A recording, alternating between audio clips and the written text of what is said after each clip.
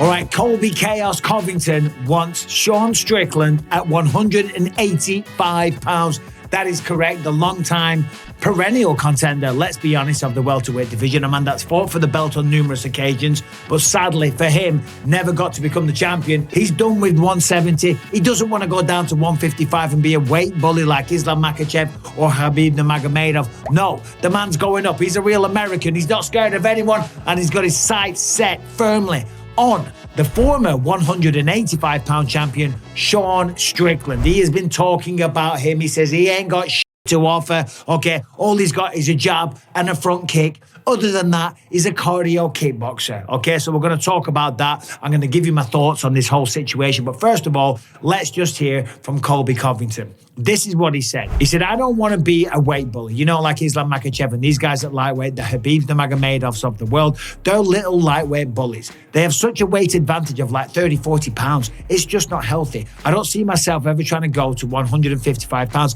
even though I know I could make it and I'd probably be way stronger. But 185 pounds, that's intriguing. I mean, the Sean Strickland fight, that's always interesting. He's had things to say about me in the past. I don't think he's anything special. He's got a jab, he's got a front kick, and besides that, he shut down those weapons and he's very limited. He's just a cardio kickboxer, essentially. So, you know, I don't see any threats. Now, of course, Colby and Sean Strickland, they've kind of gone at each other in the media in the past. And in fact, here is what Sean Strickland has said. This is why Colby's not happy. Listen, he's not happy because he feels that the referee stopped the fight against Joaquin Buckley early, okay? I don't think he did, right? He walked out with Hulk Hogan. It was an awesome move, but he didn't get the win, didn't get the victory, didn't get back in the win column, so he's trying to reinvent himself. Now, fair play to the guy. If he wants to come up to 185, that'll be a tough task because he's not the biggest welterweight. Remember, when he fought Joaquin Buckley, he did that on short notice and stepped on the scale at 170, no problem at all. So he's right. He probably could make 155. That would be the smarter thing. But going up to 185, I mean, he would be at a massive disadvantage. But as you're getting older, I mean, he's pushing 40, something like that. He's about 36, 37. As you're getting older, those weight cuts become much, much harder. So going down, no chance. Going up, yeah, easy. You know, get on the cheeseburgers, get on the milkshakes, the protein shakes, whatever you want to call it. Enjoy yourself and have a few more fights at 185 pounds. Would he do that? Would people want to see that? Would the UFC even want that? We don't know. But this is what Strickland had to say initially that pissed off Colby Covington. He said, here's the thing, guys. Oh, and by the way, before I do this, both of these guys are doing videos from their cars, right? The video from Colby Covington is in his car. Sean Strickland, we always know he's driving around in what appears to be a Tesla. So for all the stuff that Sean Strickland says, you know what I mean? I think he drives a Tesla, which kind of goes against a lot of what he says. But anyway, right? Here is what Strickland had to say, presumably from a Tesla. He said, here's the thing, guys. He never said that. He said, Colby is an utter piece of shit. And him making fun of Leon's dad, that is the biggest effing see you next Tuesday move you can ever do. Leon's mum and dad, good guy, bad guy, doesn't effing matter. She raised the boy to be an effing man, to win a title, to be a good man and be a real effing American. Any American would applaud him for that. They wouldn't tear him down for that, okay? And he's got a point. Colby Covington sells fights well. We know that. He talks really good on a microphone, okay? And at the press conferences, he's very entertaining and he engages the people. And that's what you want to do. I always say, whether you love them or you hate them, it doesn't matter. You're getting an emotional response from people. But when he fought Leon Edwards, I think it was UFC 296, when he fought him at the press conference and he mentioned his dead father, that was a low blow. That was a bridge too far. You don't need to go to that. I like Colby Covington. He's a nice guy. There's videos of him out there over Christmas and stuff, feeding the homeless and things like that. He's a nice guy. He's always thanking the first responders and stuff like that. You could call that cheesy. You could call it a line out of the Tito Ortiz playbook or whatever you want to call it, thanking the troops and all the rest of it. But it's a respectful thing to do. Colby does carry himself to a certain degree. I've met him. I've seen him in private. I've seen him in person. I've seen him around the fighter hotels where it's fight week, right? He's a good guy. There's never really any drama. But if you give him a microphone, he'll give you something to talk about. He'll give you some kind of feeling in some kind of way,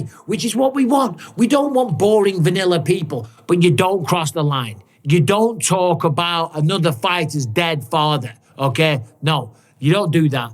And then when he went up to Leon at the weigh-ins, he was like, yeah, I was just playing a character and stuff like that. That doesn't wash either. And then, of course, when he had the performance, all right, he won round 5, probably. Other than that, he didn't really show up. So, Colby Covington versus Sean Strickland. First of all, Colby's too small. Simple as that. And, of course, Sean Strickland's going to get through Dricus du Plessis, UFC 312, Sydney, Australia. Got to be there. Very excited for this rematch.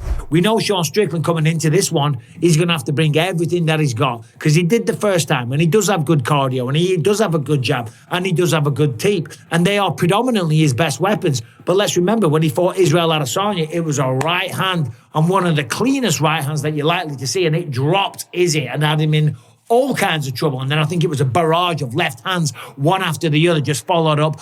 Almost took Izzy out of there. So he's not a man that you can underestimate.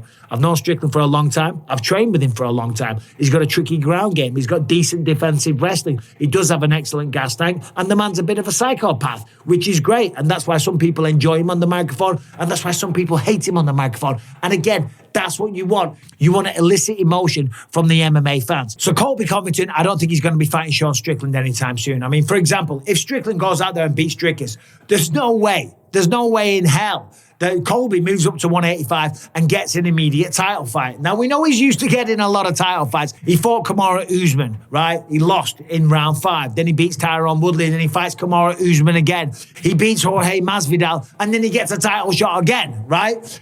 You've had 3 title fights at 170. You ain't going to walk into a title fight in your inaugural fight at 185 pounds. And if Sean Strickland does pull it off, then there's probably going to be a rematch with Dricus du Plessis. Anyway, as I said, Colby Covington, I think he's good for the sport. We want characters. We want people that bring attention and eyeballs and make headlines and give everyone something to talk about.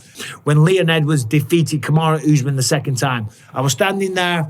I was in the line for security, and then all of a sudden, somebody jumps on my back. Who was it? I look around. I shit my pants, by the way. Who was it? I look around. It's Colby Covington. He's laughing his head off. He's with a couple of his buddies that he travelled to London with. We had a good laugh about it. We exchanged some pleasantries and yada, yada, yada. Later on, I'm sitting in the lounge. There's Colby, the other side of the lounge. And I was just like kind of watching him and how he interacted with people. And even throughout all the airport, people were coming over to him. He was very polite. He was very respectful. He was taking pictures with fans in the airport and stuff. There was nothing controversial about him whatsoever. He was super respectful and nice and pleasant and well-mannered and all of that good stuff, okay? But if you do that stuff in the background, no one's going to see it. But when you're talking about an opponent's dead father that was murdered when the fighter was a young kid, that's going to turn a lot of people against you. Anyway, there's just some thoughts. What do you think? Colby Covington versus Sean Strickland. Is Colby out of his mind?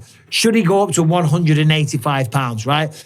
Listen, going down to 155, if he wants to be a champion, 36 years old, that's going to be hard. Going up to 185, that's not the right move. He's just not big enough. And you can't reinvent yourself at an older weight class at 36 years old. Not when you're Colby Covington. He doesn't have that kind of dynamic skill set. He's more of a wrestler. He wouldn't be big enough. He would be outstrength, outsized, outmuscled, and the wrestling wouldn't be as effective at 185 pounds. But what do I know? Maybe I'm right, maybe I'm wrong. Just something to talk about, something for you guys to consider. Do me a favor, subscribe, ring the bell if you want to, but do subscribe and do check out my podcast, Believe You Me podcast, every Monday on YouTube. We got some of the best guests in the world on there. We got some of the best banter, some of the best takes and analysis. So check it out every week, the Believe You Me podcast. And if you're still here, thank you for watching to the end of the video. You guys take care. Goodbye.